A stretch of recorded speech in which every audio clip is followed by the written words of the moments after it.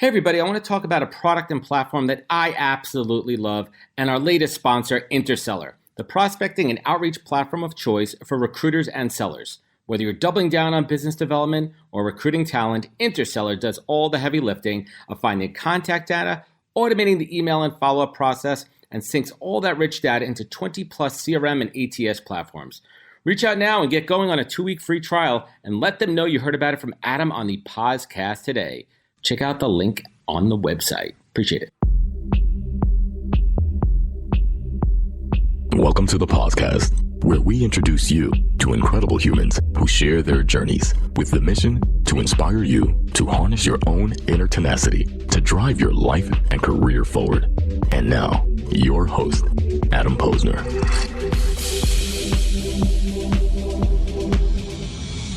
What's up, everybody? I don't really say what's up anymore, so I'm going to say what's up, everybody. Welcome back to the podcast, where I bring you the best and the brightest from the world of business, marketing, entrepreneurship, and a whole bunch of other things. And we just have fantastic conversations with incredible human beings to help you harness your own inner tenacity and drive your career forward. We've had some really great guests here on the past on the podcast, and Perfecto Sanchez is no exception, except for the fact that he's essentially lived multiple lives. First as a hero serving our country in one of the most dangerous and deadly war zones in the world, in Ramadi, Iraq, and then coming back home to run Fortune 500 companies to incredible success, finally followed by leaving to drive even more incredible social change through his Keep the Change consultancy organization. And I'm comfortable enough to say that I am truly awestruck. I truly am. I said to him before we got on the air by this guy, and I know you will too, as we peel back the heavy layers of his story. And there's a ton to cover here, and I want to make the most of our time together. So let's get right to it. Perfecto, welcome to the podcast. What is up, Adam? How are you doing today? I'm thrilled to have you here. We have so many mutual connections in common, and not just connections, but people that are truly influencers in our mutual lives here and have had such a great impact. And quick big shout outs to Marcus Glover, Bon and Bo, Katie and Michael Loeb there. And thank you to those guys for just connecting the dots here. So let's get into it. I mean, I got to ask you first question. Is Perfecto your real name? It is. And as you can imagine, growing up in New York City, a product of New York City public schools, Me too. It did not go over well. So you're probably, where'd you grow up? Born and raised in Sheepshead Bay. I went to PS 272 in Jesus Christ. In PS2. It's a Monday morning. PS 272 in Canarsie, and then I went to Shellbank Middle School in Sheepshead Bay. That's hilarious. There's not a lot of true blue New Yorkers that have the PS before schooling. PS 181 in Harlem. Nice. Then PS 183 out in Queens. So back to the name not going over well. Yeah, I mean, like, honestly, kids can be cruel. And I went by my middle name most of my life, actually. So my middle name's Khalil. Perfecto, I think I'm probably like the 17th or something. It's my dad's name. But like many people from my background, my dad wasn't in the picture growing up. So did not have a real connection to the name.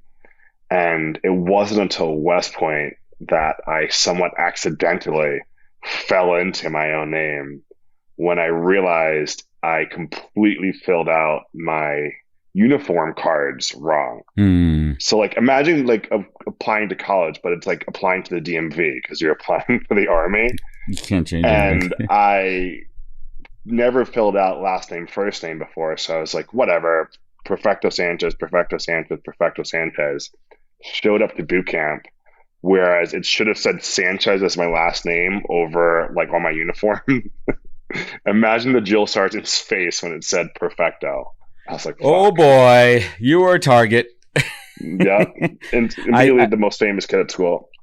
Oh man, I love it. So let's take it back though. I want to take it back to your roots in Harlem to set the tone of our conversation here. And we were listening to an interview, my producer Chris and I, a while back with Vietnam veteran John Legato, who said, quote, "The most dangerous weapon in the world is a pissed off 19-year-old Marine."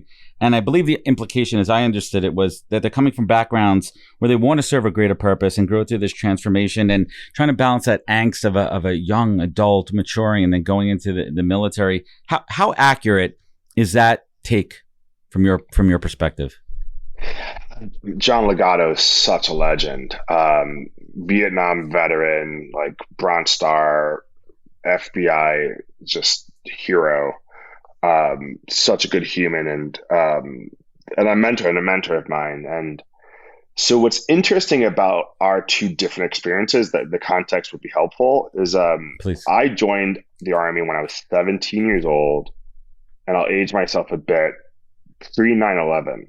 So think about it. In this modern day age, two New York kids, did Mhm. you ever think that New York would get attacked, let alone that No, we'd get into a 17 year long war? no, man. No, That day oh, changed everyone's life. I mean, forget I about was it. stuck I was stuck up in Buffalo. I felt helpless. I couldn't help my city as a New Yorker. It was crazy. And mind you, I don't have anyone in my family that ever served in the military either. So I kind of went in eyes wide shut, no idea what I was getting myself into. West Point was an opportunity for me to change my trajectory, to get out of Harlem. Then all of a sudden, like my freshman year, like the city we're from gets attacked, and now all of a sudden it becomes so real. I was like, wow, I actually might see combat. And so this whole idea of a pissed off Marine, it's mind you, I'm Army, but for me, the Army saved my life in that it gave me the opportunity to channel any anger, any sort of energy, any sort of bad habits into something productive. And so that's the only thing I'll add to John's quote is I wasn't going in with a sense of anger. I was going in with a sense of opportunity and knowing that I also had a huge responsibility to do the right thing, which not a lot of people truly understand that when you're holding a weapon in your hand that can kill people, like you really do have people's life in your Yeah, hands. absolutely. Did you feel like the drawing for the military? Did you recognize before going in that you needed structure and a sense? Was it a sense of purpose? Like what was it? What drew you in? Especially to I West Point. mean, First of all, you also had some pretty good grades to get in there, man. yeah, I mean, I grew up with a Jamaican mother, so I mean, West Point was easy compared to the strict household that I grew up in. Um, Definitely, there was a sense of purpose, and there's a sense of really wanting to see what I could be made at, like what I can make out of my life. And I think it's easy to go through life and kind of not knowing really what's possible. But one of the best parts about West Point, then following on after that Ranger School and going through kind of that route of infantry, sort of special operations training, you really know at the end of the day what you're made out of. And it is a sense of higher calling. But the simplest answer is that the Army saved my life. Like I could have been mixed up Massive. in some pretty bad sort of like groups, and the kids I By grew up nature of your with, upbringing. yeah, the kids I grew up with, I Jail, mean, dead, or army, right? straight up, Yeah. straight up. I mean, I grew up in Section 8 housing in Harlem, like on welfare. So it was my ticket out.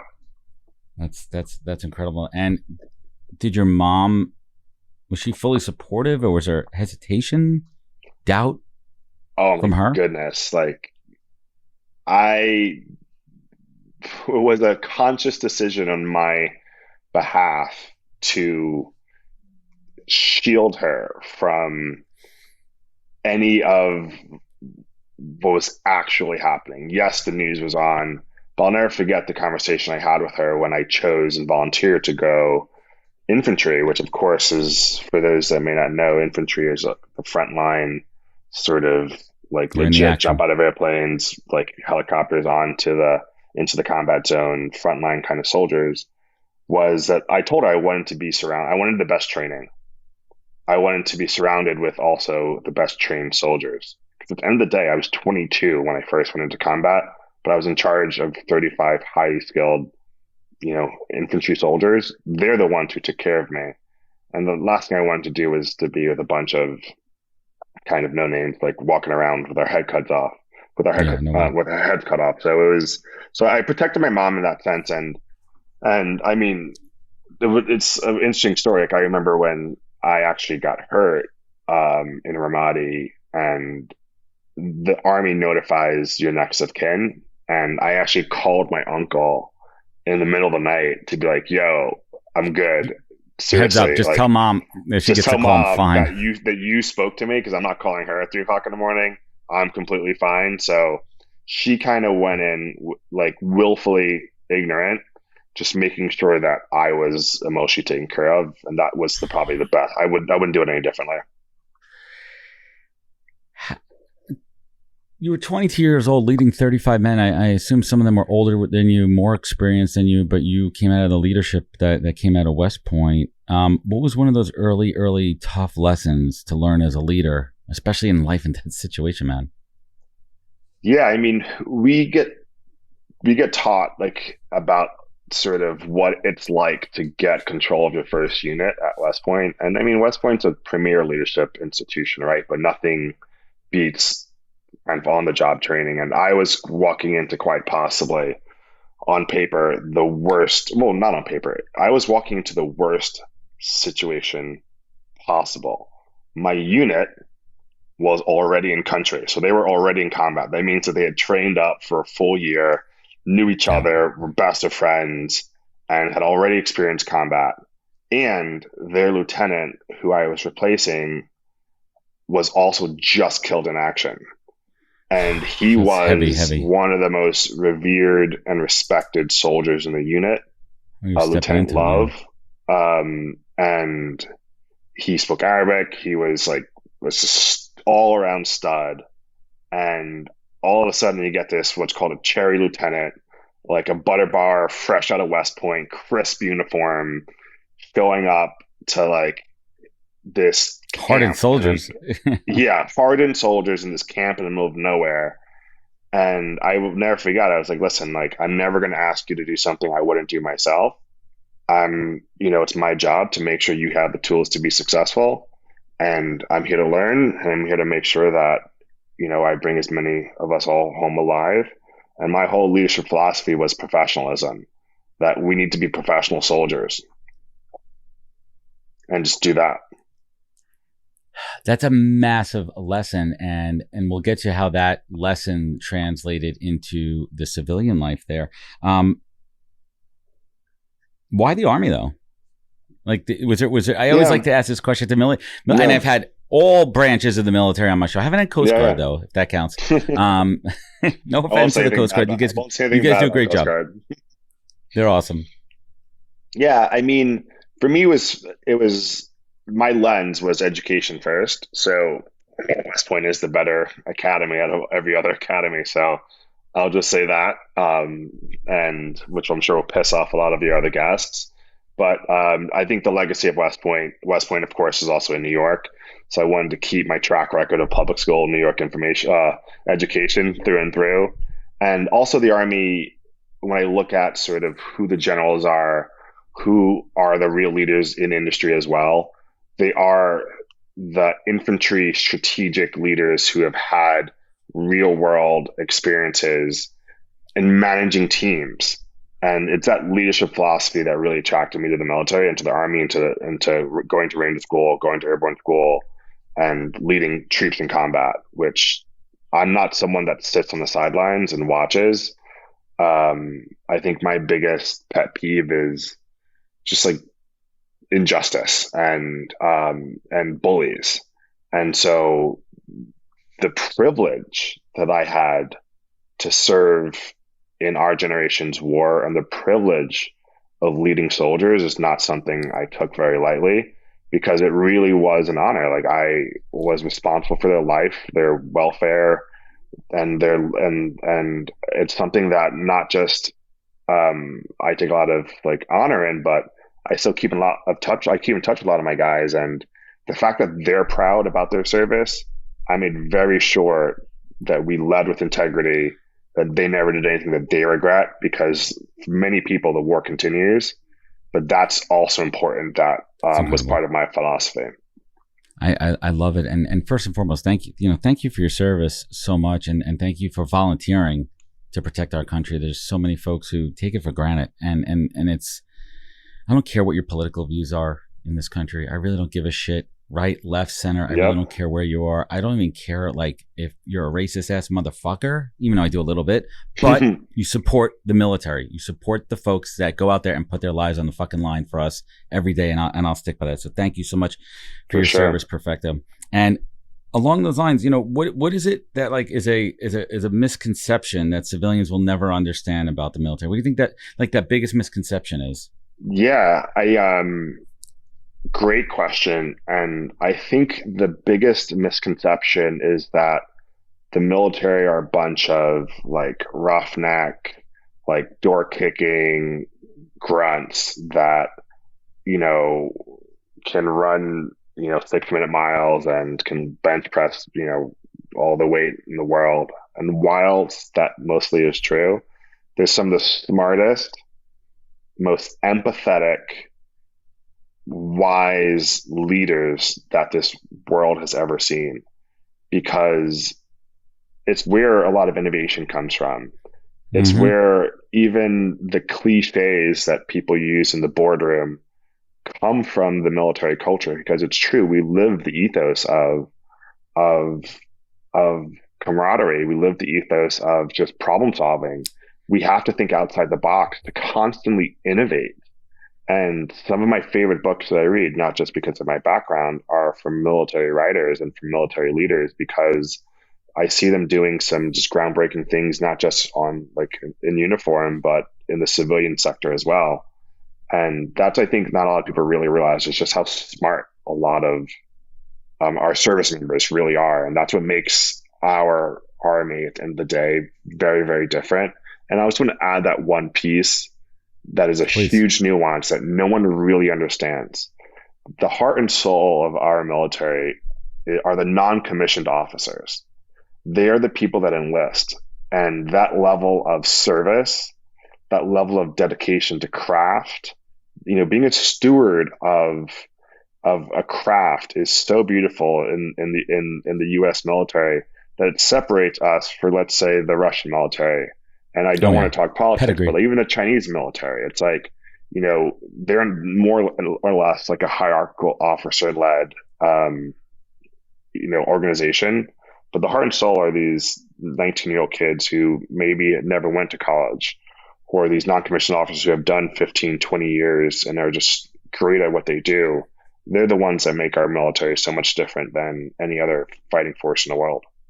And hats off to them. I mean, absolutely. And hopefully, knock on wood, some level of peace. Yeah, right. Hopefully we didn't have to see that. So switching gears for a little bit, we take a lot of pride in getting to know our guests in advance of coming on the show. And relative to most of my guests, you have a pretty low profile, but one of the main offerings you put together was, quote, Against All Odds, which tells the story of the human experience of the war you fought alongside your brothers in Iraq. How did you feel that documentation of your time was received?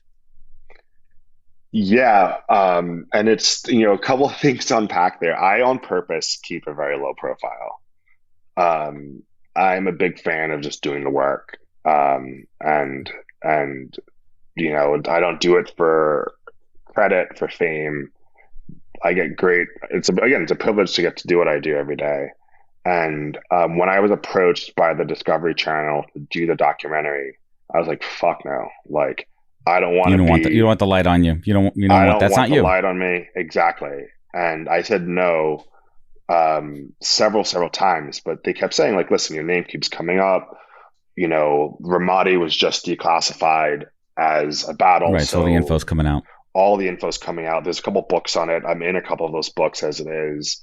And what really kind of turned the corner for me was I realized I'm not doing this documentary for me. I'm doing it for my soldiers so that they have something to look at and to be like, I was part of that. That's my lieutenant. I'm doing it for the families of the soldiers that I lost. Unfortunately, I lost, several soldiers under my command. And just for context, I actually just wrote a graduation letter to one of my soldiers' daughters who just graduated from high school, just to put in context how much time has passed. And, and I remember him talking about his daughter, and she would just wrote me back. specialist safer, and his daughter's name is Michaela, and just like a beautiful young woman. And she's able to look at that documentary now and be like, that was my dad's lieutenant. This is what my Legacy, dad did. memory.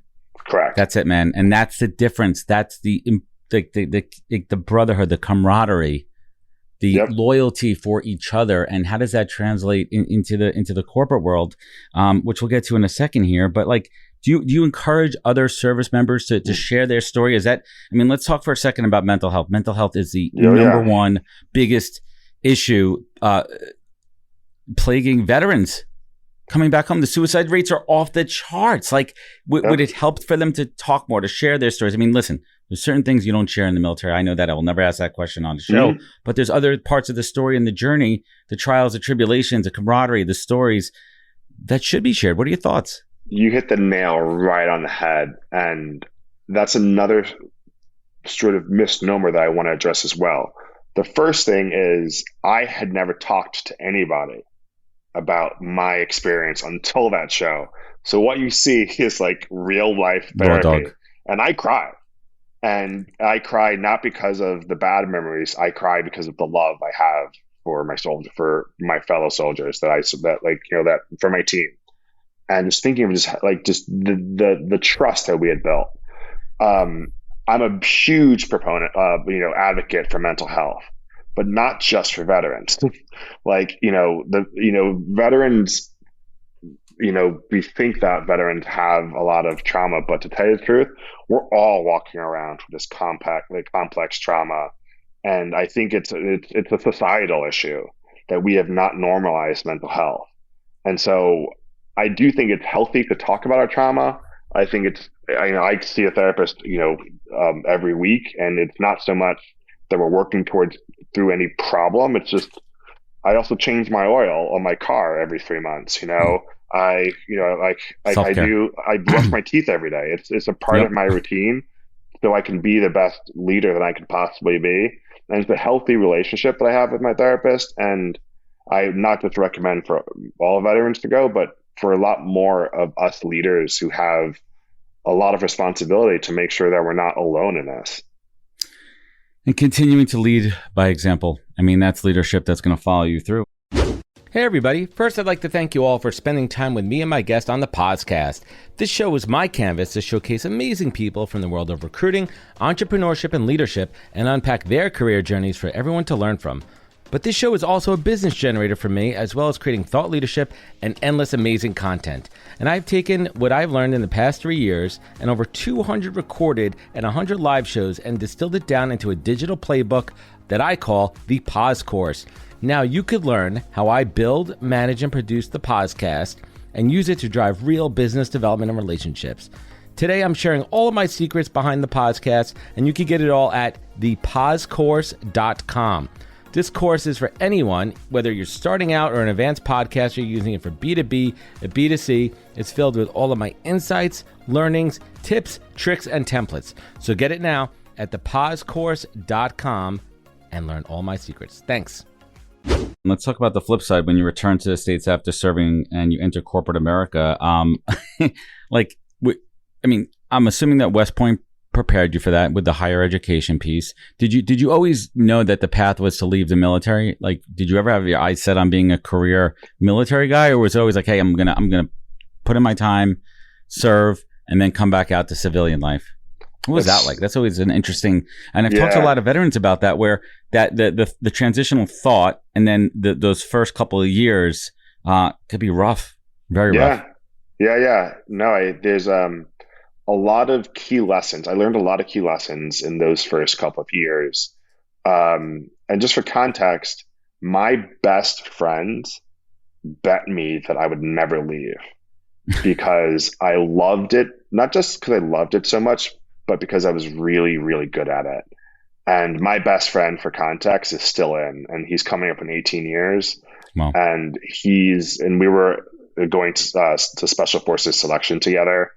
So he passed, he became a Green Beret and beyond, and is still continuing to do great things, in the military. And we can park that because our political views are very, very different. And some of our conversations, are very uh, Heated. heated, to say the least. But he's my number one best friend and no one I trust more in the And it world. comes back to this. It always, as far as you go in a Correct. conversation, it comes It's back to respect. center. Comes back It's to respect respect and love, and and being able to trust. have discourse in a Correct. way that's respectful, and you're not insulting somebody's mom, right? And Yeah, being able to come back to it, and let's just, let's have realistic conversations. I mean, our country's divided. We got to bring it back together. exactly. And through conversation. And so a couple thoughts went through my head is, and you touched on this earlier. I did have a higher calling for service and purpose, which you can imagine, to join the military. But I realized I didn't have to be 3,000 miles away in a war zone to do that. So serving my local community and just being a leader here, back home, I realized if that is my truth, then I will still do it and I will find a way to do it. And that's kind of has been, at a very macro level, been my journey. And at the same time, I've never taken a marketing class in my entire life. And I consider myself a marketing professional now. Right. And I never forget being a fish out of water, like wearing slacks and showing up Khakis. in a The fuck are nine these to five, khakis? exactly, in a 9 to 5 job at Kraft. And I was lucky enough to have a really good boss, my first boss, Nathan Schultz. And I was falling behind because all my peers had MBAs, had been in the corporate world for many years. And this was my first job, like 2 months out of the army. And he said to me, like, it's easy to teach someone Microsoft, PowerPoint, and Excel, but So, it's yep. very hard to teach someone how to lead. And we are all going to spend 8 hours, 10 hours a day working together. And if someone has a positive experience here working with you, they're going to go home, be a better husband, be a better wife, be a better dog owner, be a better parent. And if we can make their lives better just by being good leaders, that's going to have a good impact. I was like, shit, I know how to do that. Damn, I could do that. And I mean, I've been a year. But hit the pause button for a second there. Talk for a second here about the process. Like, you come out and you're like, I want to get into marketing. I want to get into like, where was the mindset and how'd you land at Kraft? Totally. So there's actually a big business. I mean, you're in recruitment, right? Like, Yep. There's a big business for recruiting junior military officers, and it's for that same reason. I mean, you have a very disciplined cohort of young leaders that have been operating in a chaotic environment, Battle no tested. systems, battle tested, no processes. You can teach us pretty much anything you want, and we'll get the job done. This whole notion of just get the job done, no excuses, like that is priceless. I have like 78% of that attitude. And I think that's pretty high for somebody who hasn't served. Like, I get shit. Like, my motto is get shit done. Get shit done. Figure it out. Get shit done. But in the military, that's your ethos. That's ingrained in you. It's tattooed on your freaking chest. Exactly. It's so rare. And I was at one of these job conferences, and it's like speed dating. I think I had like 18 interviews over 2 days. And I'll never forget, they were like, oh my goodness, Kraft is here today recruiting. Kraft hasn't been here in like 6 years. They're hiring an associate brand manager. And I was like, what the heck is that? I'd never even heard the word brand before. You probably just thought of mac and cheese, right? That's all you're thinking about. Yeah, and I'm lactose intolerant. I don't even eat the stuff. So it's like, all right, well, if this is the number one job, then I'm going to get it. And I crammed all night, like reading just pamphlets on what is a brand manager. And I made sure that when I left the interview room, that Roxanne Bernstein, who hired me, and still one of my heroes to this day, who happens to be a West Point graduate, and is one of the best bosses I've ever had the privilege of working for. She hired me, but I made damn sure that she knew that I wanted the job and that I would do anything for her. And I was her guy, like literally just kick down doors for her. Well, that's really interesting too, as a recruiter too, and the show's genesis, the roots of my show are around recruiting and people in HR too. It's really interesting how you say that. How if you really want the job, and I think we moved away from this in the last couple of years, and that's a topic for a whole other conversation. We moved away from people really working for the jobs that they want. And not to say that people don't, but the majority of people, I remember I grew up, it was the process of the job hunt, the research that went into it, targeting the companies. And that's what people really need to do if they want the job, and move away from this level of entitlement that you should be giving me the job. And I think that's really the clear difference here. And I don't care what people are going to say in the comments. I really don't give a shit. I stand firmly by this because this is how I built my career early on. My first job, I worked for a B2B food service company, and Kraft was one of our clients on the agency side. And I was 22, 23 years old. So there's a good chance that we were, well, the timing's a little off on that, but I worked for that. And I wanted that job so bad that for that last interview, they didn't even ask me. I put together a PowerPoint presentation on why I think I should be for that job. And when people do that and they stand out and they're noticeable, the same thing with thank you letters, man. I can't even tell you. We went from 5 years ago where it was best practice to write a solid thank you letter to now the gurus in the world says like no one reads a thank you letter. Now, if you write a thank you letter, you are going to stand out in the job search because you're now the minority. Yep. Sorry, I had a rant for there a second. No. I think you're so right. And a little bit of a tangent onto thank you letters, though. Tangents are cool. Let's go for it. But like, here's something that it's going to sound super weird. I've never told anyone this, but this guy's name was Alex Guardi. He was head of manufacturing for Kraft. And I was like doing my interviews with him, and I got the job. I was just doing like my meet and greets or whatever. And we really just hit it off. And he was like, hey, let me give you a piece of advice as you start your career. Always write a thank you letter. And not just that, he goes, I have been saving my thank you letters for the last 30 years.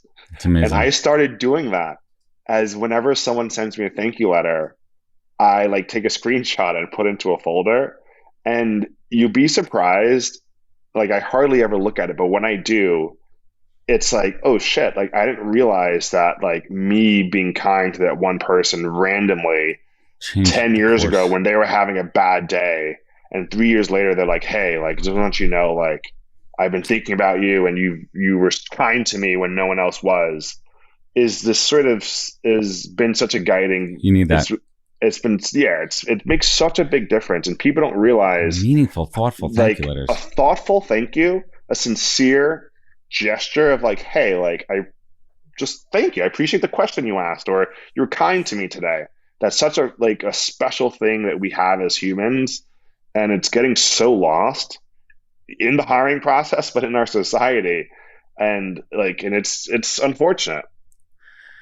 The second place, so I pivoted into recruiting 7 years ago. I don't know if you know my whole story. I was in marketing for 15 years before that. And the second full-time placement I ever made, the lady sent me a physical handwritten thank you card, thanking me so much for helping her get a raise and getting a job that she really likes. And she was there for like 4 or 5 years before changing jobs. And I still have that thank you letter somewhere. And I had it pinned on my wall because it just showed me what I'm doing for a living is making a difference in someone's life sometimes. So let's switch gears for a little bit here. I mean, well, actually, stay on that for a second. Let me hit the rewind button here. You built some incredible brands. I mean, we're talking Mio. Wasn't the drops that went in the water? Is that what that was? Yeah. I remember that from my time there. You built that to $100 million in its first year. What do you attribute that success to, man? Like taking a brand to that level. And listen, we're not saying you're the only one on the team who did that, but you played a significant role. Teamwork. Roxanne, who recruited me, that Mio was not my first job at Kraft. I started out at Tang and Country Time, and eventually Roxanne, who was probably working behind the scenes on this top secret innovation. Roxanne, again, a military West Point grad. She put together a badass team, and she put her own SWAT team together, right? It was not just a badass SWAT team, but the amount of trust, respect, and admiration that we had for each other. I mean, 10 years later, we still are all on a chain. Can you think of a job, a 9-to-5 job? None of us had equity in the business. Like, most of us don't even work at Kraft anymore. No. so the 5th of May was like Cinco de Mayo was when we had our first happy hour. All of us like hop on like a chain. We say how we're doing. We knew each other's kids, and it was this sense of camaraderie that we were building something together. And for me, as a young brand manager, like I realized my role on what I needed to do to make sure that everyone else had what they needed to be successful. And I was, yes, a cog in a wheel, but it was part of something that was greater than all of us that made us want to achieve. And stupid stuff like we sold out of our product. And so I remember going down to the plant in Virginia, and you never get a marketing person that goes down to the plant. I was there for a No. week just with Alex Barty, like the same guy. I was like, all right, like, what can I do to show sort of our factory workers that this is something that's important, that they're part of something greater? That kind of Interesting. is the principles I learned in the military as well. If I'm not willing to load sandbags, how can I tell my guys that they have to load Totally. sandbags? So what So is happened when you that, went to the factory? How'd that translate into the factory story? I mean, the factory story was we were putting these new nozzles onto Mhm. the line and installing new equipment. And any day that we missed would translate to tens of millions of dollars that we would have lost in the business if we weren't maximizing our production. And again, I think what people don't realize, and this is probably somewhere on in my philosophy, but at the end of the day, I believe that people are the greatest asset to any organization. And I'll say it again, people are the greatest asset to any organization. When you're in the either whether you're in the military, selling soft drinks, you're like in manufacturing, if you can't look someone in the eye and be like, hey, like, you're part of this bigger piece, then what are we really doing? And my favorite anecdote about this when it comes to, again, teamwork and just purpose is the President John F. Kennedy story about when he went to go visit NASA. And I don't know if you know the story, but he was like walking through NASA. It was late at night. Obviously, the president's there, so like it was like top secret stuff. And he walked into a room where a janitor was there mopping the floor. And the president goes to the janitor, "What are you doing?" And you would think that the janitor would be like, "Holy shit!" Like I'm talking to the president. You know what his answer was? He goes, "I'm helping to put someone on the moon." He realized that him mopping the floor, he wasn't mopping the floor, he was helping put someone on the moon. And that sense of teamwork is what really drove Mio. But that's been my ethos in any job I've ever held, on making sure that people know why they're doing what they're doing. Well, I love it. You spoke earlier about, finding the sense of purpose through the military. How have you found the sense of purpose in corporate America? I Or mean, have you? I've been fortunate to, you know, go out on my own almost 8 years ago, to start my own agency. But of course, there are not always going to be times when you're in alignment. But it's my own personal why that drives me to continue to sort of show up and to stay in the fight. Because some days you're just going to have bad days in the office. And that's a euphemism for the bad days I've had in many different offices that I've been in, military included. And when you have a bad day in the office, it doesn't mean like you go home and cry. It means you pick yourself back up, you get back out there, and you do what you have to do to grow and to learn. So my purpose is to make an impact. And I realized that a lot of the hardships that I've had in my life, or obstacles or trips and falls, have only served me to better calibrate what is my why. And then through that and through my growth and through my career, I really want to make sure that I make this world a better place than when I found it. And a lot of it is now in the realm of sort of social equity and racial equity, and my agency, we specifically elevate purpose as a way to drive growth for companies.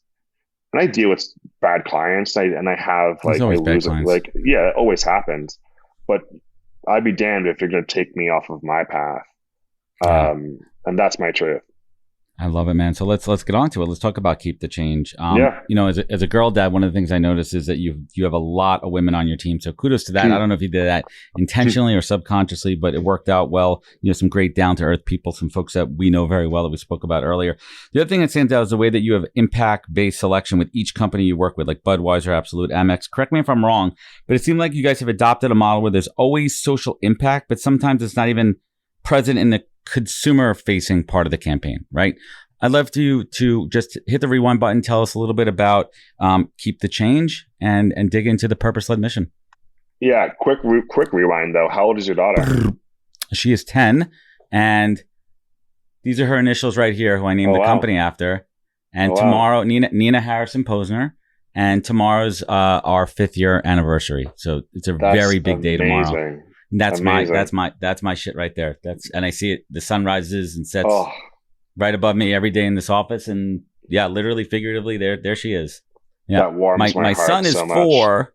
Yeah, so he's gonna be pissed off when he realizes soon that I didn't name shit after him yet. So thank you for asking. I appreciate it. I mean, women are so much more important than men anyway. So yeah, he'll have to learn that soon enough. We have one purpose in life. Yeah, one function. I mean, just like before I dive into the my company, just going back to the women in my life. I mean, my mom was a single mom. I have 2 sisters and then a younger brother. My mom has 3 sisters. My grandmother was a single mom, and out of my mom's 17 cousins, there's 1 male. So as tough as people might think that I am, I'm tough because I was raised by a pack of badass feminine, black women. Divine energy. And that's just the truth right there. And so just having a lot of respect for exactly to that divine feminine energy is I'm just very grateful for that.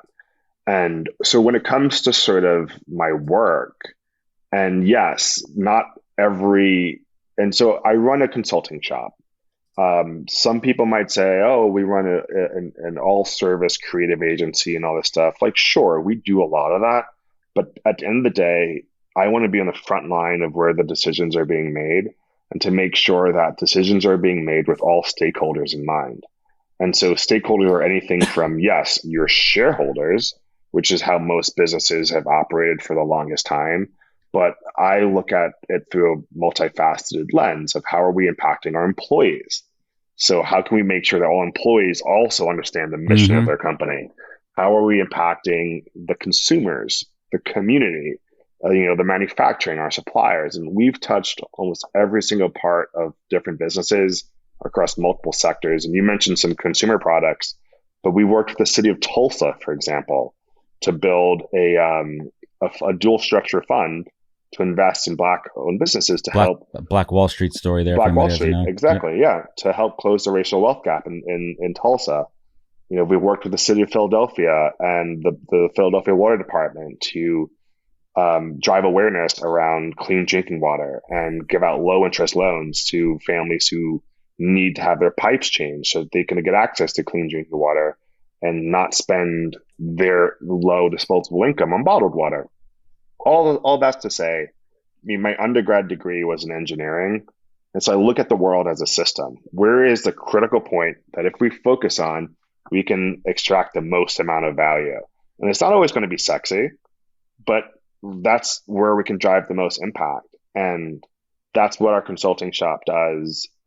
We've done some badass creative campaigns, like we threw pallets of beer out of the back of a C-130 and parachuted it down in the middle of the Arizona desert to a bunch of veterans. What kind of insurance did you have to get for that activation? Jeez. That's honestly over a beer. I'll have to tell you that story because we actually lost the pallet. And in the middle of the night was like trucking through the desert trying to find it. So it kind of brought you back to the military. Like, shit, we're on a recon mission here. You're on a beer recon mission in the middle of the desert, right? Like, you exactly mind fuck. Yeah. It's like, what is this? But what was beautiful was that a lot of the veterans that we invited to be part of it had no idea why they were there. And looking at a Vietnam veteran and watching him cry and say, this is the welcome home that we never received is just like, that gets me out of bed. But on Yep. the flip side of that, it's not just, for lack of a better word, like tree hugging work that we do. Budweiser also, through this campaign, saw their first quarter of positive growth after sort of 5 quarters, because one of the things we also brought to life was a sales incentive program to get the sales team involved to like build more displays to promote the product. Right. And so the background It's that I have business. of being a brand manager, it's business. It's business. It has to Selling make product. money. That's what we're doing. We're selling That's product. what we're doing. Exactly. So we're not just doing it for because it's nice and fluffy, but we do good shit. Yeah, bring it together, man. I absolutely love it. It's a fantastic organization. We'll link it up in the bottom there. But one of the last things I came across, and I hope you don't mind me sharing across my research, was, and it really kind of hit me, is a letter that you posted to your Instagram last year that your grandmother wrote. Are you cool if I read it? Please. Yeah.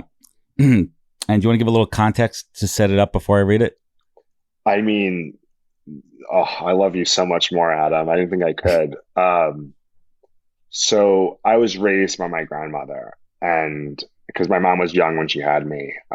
This is a woman who came from Jamaica with like the clothes on her back. She was the head pianist for the Dance Theater of Harlem, raising 4 girls in the projects in Harlem. In that same journal, she has letters about how she was scared about how we were about to get evicted, or, scared because my father, and I won't use explicitives, but was like, she was worried about like the violence that my father, was doing to, what could do. And she lived with what some would say little wealth. But in her journal, there are such pearls of joy that it's hard to truly comprehend. And the fact that I was able to save a couple of them, and what you're about to read, I think is one of the most beautiful things that grounds me whenever I'm having a bad day. Yeah, I'm going to read it. There's one line that was cut off on the picture, so maybe you could fill it in when I cue you on this one if you have it down to memory here. So, your life will be richer if, on this day, you make an effort to mend a quarrel, search for a forgotten friend, dismiss a suspicion and replace it with trust, write a letter to someone who misses you, encourage someone who has lost faith, keep a promise, forget an old grudge, examine a demand on others and vow to reduce them, fight for a principle, express your gratitude, overcome an old fear, take 2 minutes to appreciate the beauty of nature, tell someone you love them, and tell them again and again and again. Words to live by, man. So beautiful. Thank you for sharing that. It means a lot. I mean, what's your favorite line? I think if I'm really looking at this one, it really comes down to express your gratitude, and it's something that people throw around. Gratitude is such a fucking buzzword these days, but what does it really mean? And it's showing like really true appreciation. And for me, like I am taking much more of an effort. I'm lucky to be part of a bunch of different communities, and we'll talk about this offline, where gratitude is the MO, like that, and it's embedded in us, and we don't do it because we have to. We do it because we want it, because we genuinely feel that way. And I think people really need to start opening up, because I truly believe when you shine a light on others, it's going to reflect back on you. And I think that's really the key to this here. What line stands out to you the most? I mean, they all like reflect on your demands of others is one that I think is present for me now. Telling people that I love them. I'd go out of my way randomly to, like, for my birthday last year, for example, I'm not a big birthday guy, but I wrote letters, going back to thank you letters, full circle. I wrote thank you letters to about 30 people and was like, hey, like, you taught me how, like my buddy John Feeney, for example, who's a fellow Ranger. And I was like, dude, you taught me how to read. Like, I'll never forget, like, he gave me East of Eden, and I fell in love with that book. I was like, shit, this is a great book. And that was the first time I really fell in love with, like, reading. And I wanted to tell him that, like, hey, man, you did something, I'm grateful for you. And it's this sort of connection to people, that these little things to make sure that they just go said. And you know, I live a very, like, I just, yeah, it all just sits so well for me. And it's the entire but to thing. not to take life too seriously as well, to realize we're all just trying to figure it out, and to be more forgiving and open, is part of my, it's hitting hard for me now. Yeah, I mean, and the other one there is letting an old grudge grow. I mean, I literally let one go last week that was sitting on me for a little bit, and it was just the right time and place that this person reached out to me, and they were going through some shit. And I'm like, I haven't been close with this person because of that situation. And it wasn't anything crazy, but it was something that rubbed me the wrong way. And I'm a man of principle, especially if it affects my business. And I let it go. And I told this person, you know what, I'm over that shit, man. And I want to be close with you again. And like, listen, I was like, I'll never do business with you again, but let's get back to being friends, right? Yeah. Like, we don't need to do that, right? Like we could separate it. We're mature enough in age. Perfecto, let's bring it home here. What is the single greatest piece of advice you've ever received that you take action on every day of your life? I would say that, like, just give yourself some grace. And that was my platoon sergeant that taught me that, of just, you know, and it's really bridges well from my grandmother's journal entry from 1984 of, you know, we're all human, and just give yourself some grace. And that's what it's all about. It's like being human and remembering that we're just here to try to make the world a little bit better than we found it. Amen, man. And last but not least, you look back on your life, and it hasn't at all been, you know, peaches and rainbows. And you've been through some shit. And you think about those really hard times growing up. Yeah, shitbag father. I'll say it for you, man. Right? Yeah. Not there for you. Not there for you. Climbing your way through the military, West Point, and you've had some really hard times in your life. And you look back on those hard times, and you had to dig down and find that place and find that fire and find that tenacity to pull you up and over the ledge. And you look back on it now with gratitude, real fucking gratitude. Real gratitude. Perfecto, Sanchez. What is your compass in life? What drives you? What is your North Star? I mean, it's, again, I still think it's like, regardless of what any of us believe in, my friend's daughter said this to me, and you know, if you ask her who is God, she'll say God is love, and love is everywhere. And you know, I still think that we're all connected to this one higher truth of just wanting to be part of something greater than ourselves. And if I can play my role and share love, and because of my hardships, I think I'm able to sort of be a grounding force in all of that. I just believe in a world where we can get along and all sort of realize our dreams. It might be crazy for me to think that, but I'm gonna keep fighting for it. Well, keep on fighting, man. This has been a tremendous conversation, and thank you for being vulnerable. Thank you for your service. Thank you for everything that you're doing, and just being a good human being. I appreciate it.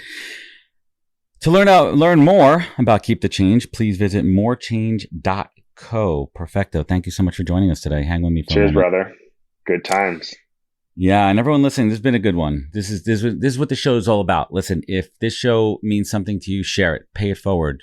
Sharing means caring. If the show means a lot to you, leave a review. Rating goes a long way. You know how to find us on the social media channels. thepodcast.com, #thepodcast. Remember, take care of each other, look out for one another, and catch us next week for another great episode of the podcast. Take care, everybody.